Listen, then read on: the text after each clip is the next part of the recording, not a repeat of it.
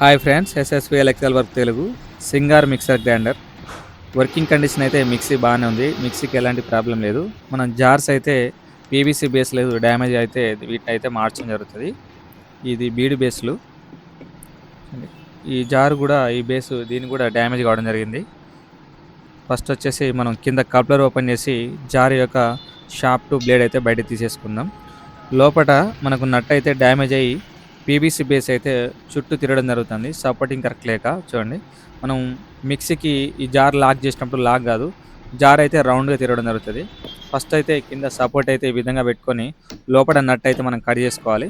Cut చేసుకొని ఆ నట్ అయితే మనం బయట తీసేసుకొని ఆ బేస్ అయితే మనం బయటికి తీసుకోవాలి.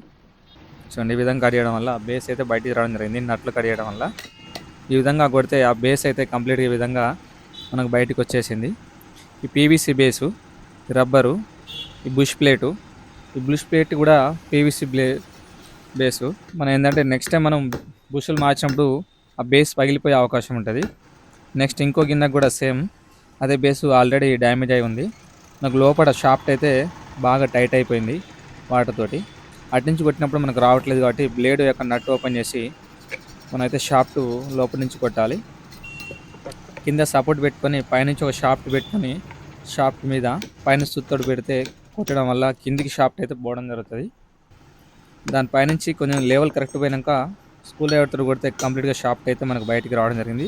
వాటర్ ఉండడం వల్ల ఈ షాఫ్ట్ అయితే రెస్ట్ ఈ విధంగా రావడం జరిగింది.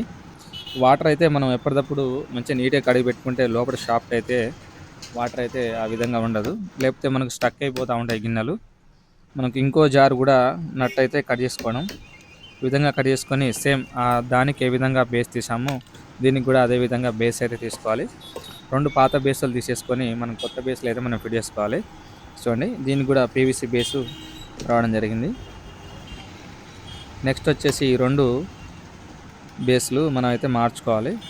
బీడ్ బేస్లు ఇవి. నట్స్ వాచర్ అయితే పెట్టుకొని స్టీల్ బేస్కి అయితే ఈ విధంగా పెట్టుకొని వాచర్ పెట్టుకొని పైనుంచి అయితే మనకు వాచర్ అయితే ఇవ్వడం జరిగింది. ఆ వాచర్ నుంచి మళ్ళీ ఇంకో స్టీల్ వాచర్ వేసుకొని నట్ అయితే ఫుల్ టైట్ వేసుకోవాలి.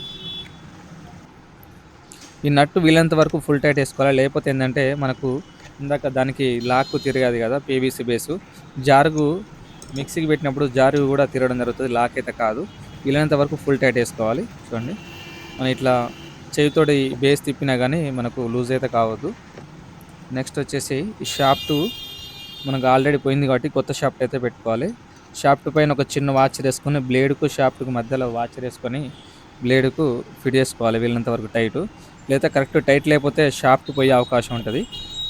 బుష్కు లైట్గా రైమర్ కొట్టుకొని షాఫ్ట్ పెట్టుకొని మనం ఫిట్ చేసుకోవాలి. మనం కొంచెం ప్లే ఉంది కాబట్టి మనం పైనుంచి షాఫ్ట్ పెట్టినప్పుడు టైట్ ఉంటుంది కదా, బుష్ వేసుకొని రైమర్ కొట్టుకొని కొంచెం ఆయిల్ వేసుకొని పెట్టుకొని ఫిట్ చేసుకోవాలి. మనకు కరెక్ట్గా యాంగిల్లో కరెక్ట్ లేదు కాబట్టి ఒకసారి బ్లేడ్ బయట తీసుకొని బుష్ అయితే కొంచెం లెవెల్ కరెక్ట్గా చూసుకొని మళ్ళీ బ్లేడ్ పెట్టుకొని ఫిట్ చేసుకోవాలి. చూడండి, ఒక జార్ అయితే ఈ విధంగా కంప్లీట్ చేయడం జరిగింది. నెక్స్ట్ ఇంకో జార్ కూడా అదే విధంగా మనం బేస్ అయితే ఫిట్ చేసుకోవాలి. బేస్లు ఫిట్ చేసుకున్న వరకు వీలైనంత వరకు ఫుల్ టైట్ అయితే నట్ అయితే వేసుకోవాలి. ఫుల్ టైట్ వేసుకోకపోతే బేస్ కరెక్ట్ ఫిట్టింగ్ కాక మనం మిక్సీ లోపల లాక్ చేసినప్పుడు మనకు చుట్టూ జార్ అయితే తిరగడం జరుగుతుంది. సేమ్ దీనికి కూడా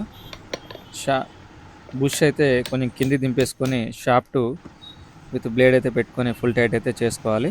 రైమర్ కొట్టేసుకోవాలి. మనం ఎప్పుడైనా గిన్నెలు కడుక్కున్నప్పుడు మళ్ళీ ఒకసారి మిక్సీకి ఆన్ చేసి పక్కకు పెట్టుకుంటే మనకు నెక్స్ట్ టైం ఎప్పుడు వాడినా కానీ జార్స్ స్టక్ కాకుండా ఫ్రీగా అయితే మనకు ఉంటాయి.